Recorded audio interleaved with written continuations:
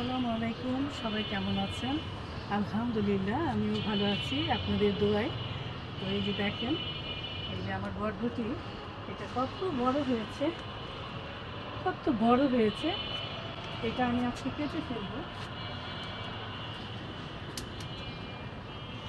দেখো কত বড়, আরও দুইটা আছে নিচে, এটাও আমি কাটি।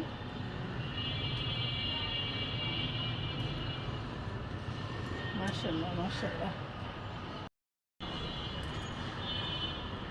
আর এই যে টমেটো পেকেছে, টমেটোটা কাটতে হবে। পাশে আবার একটা ছোট আছে, হ্যাঁ, এইভাবেই কাটি। হ্যাঁ, এই যে টমেটো নিয়ে নিলাম। মাশাআল্লাহ, দেখো কোথায় টমেটো হয়েছে। হ্যাঁ, ও পড়ে গেছে নিচে, একদম লাল টুকটুকে। হ্যাঁ, দেখো কি সুন্দর লাল হয়েছে। এই যে এই গাছটা এত লম্বা হয়েছে, মাশাআল্লাহ দিলে অনেক টমেটো ধরছে। মাশাআল্লাহ দিলে মালবেরি গাছে এই যে মালবেরি ধরেছে। মাশাআল্লাহ, মালবেরিগুলো দেখেন বেশি বড় হয় নাই না, তারপরও আলহামদুলিল্লাহ তুলে নিচ্ছি। হ্যাঁ, পেকে গেছে। এত যত্ন নেওয়ার পরেও মালবেরিটা এরকম সাইজ, এটা কি ছোট সাইজ নাকি মালবেরি জানি না, একদমই ছোট ছোট সাইজ। হ্যাঁ, তারপরেও তুলে নিচ্ছি মালবেরিগুলো। রোজা রমজানের দিন, এটা আমি ইফতারির সময় খাবো, এখন করে নিলাম।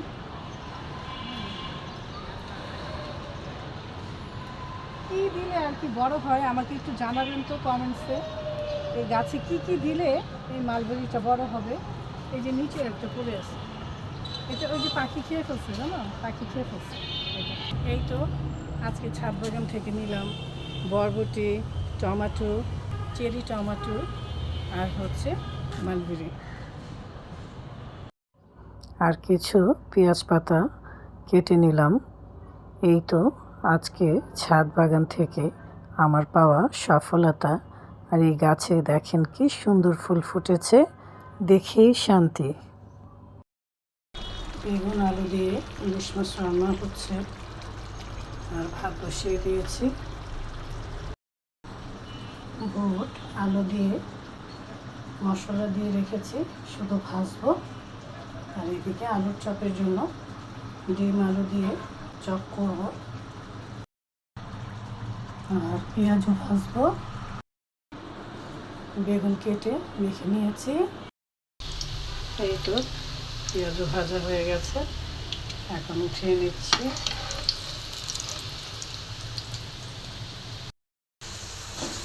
আর বুট ভাজা হচ্ছে। এই রোজাতে ইফতার ভাজাগুলো আমি ঘরেই করি, কারণ বাইরেরগুলো কেনাগুলো একদম খেতে চায় না। এই তো ইফতার সাজিয়ে নিয়েছি।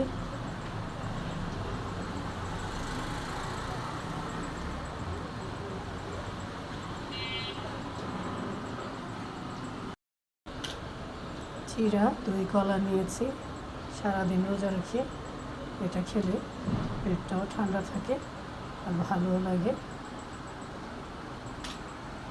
আর ইসবগুলের শরবত গুড় দিয়ে করা হয়েছে।